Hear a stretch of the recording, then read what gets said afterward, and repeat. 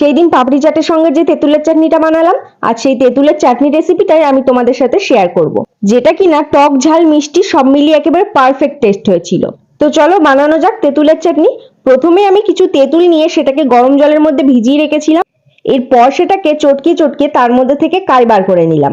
এরপর সেটাকে জাল করতে বসিয়ে দিলাম এবং তার মধ্যে দিয়ে দিলাম গোটা গরম মশলা, গোটা জিরে, একটু লঙ্কার গুঁড়ো, একটু বিট লবণ এবং পরিমাণ মতো চিনি দিয়ে ভালোভাবে নাড়তে থাকবো।